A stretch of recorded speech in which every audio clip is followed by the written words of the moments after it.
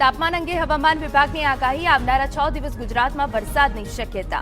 ઉત્તર પૂર્વીય cyclonic circulation અને દક્ષિણી રાજસ્થાનમાં સિસ્ટમ ડેવલપ થઈ વાતાવરણમાં પરિવર્તનથી તાપમાન ઊંચું જવાની સંભાવના નહીવત. આગામી 24 કલાકમાં દક્ષિણ ગુજરાતના તમામ જિલ્લામાં હળવો વરસાદ રહેશે. અરવલ્લી, સાબરકાંઠા, બનાસકાંઠામાં શક્યતા વરસાદની. મધ્ય ગુજરાતના ખેડા, પંચમહાલ, દાહોદ અને મહીસાગરમાં પણ સંભાવના. સૌરાષ્ટ્ર, કચ્છમાં, અમરેલી, ભાવનગર, દીવ અને ગીર સોમનાથમાં પણ હળવા વરસાદી વકી. ગુજરાતના ખેડૂતો માટે સૌથી સારા સમાચાર. નૈઋત્યના ચોમાસાને લઈ પરેશ ગોસ્વામીનું મોટું અનુમાન. કહ્યું કે નૈઋત્યનું ચોમાસું નજીક આવી રહ્યું છે. દક્ષિણ ભારતમાં પણ ચોમાસાને લઈ સ્થિતિ અનુકૂળ છે.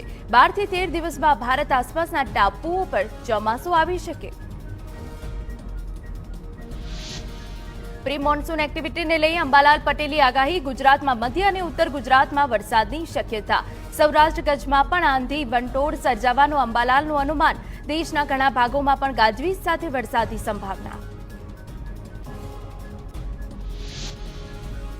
ગુજરાતમાં 41 થી 43 ડિગ્રી સુધી તાપમાનનો પારો રહેશે યથાવત. હવામાન નિષ્ણાંત પરેશ ગોસ્વામીની આગાહી.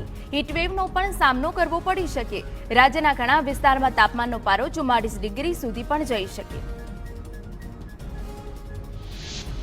15 મે બાદ તાપમાનનો પારો 44 ડિગ્રી પહોંચી શકે. કચ્છ સહિતના વિસ્તારમાં ગરમ પવનો ફૂંકાશે. અનેક જિલ્લાઓમાં ગરમીનો પારો ઊંચકાશે. અંબાલાલ પટેલની આગાહી. ડાંગમાં કમોસમી વરસાદ ખાબક્યો. ડાંગના સાપુતારા, સામગાહન સહિત આસપાસના વિસ્તારમાં કરા સાથે વરસાદ પડ્યો. વરસાદના કારણે પ્રવાસીઓને ગરમીથી રાહત મળી.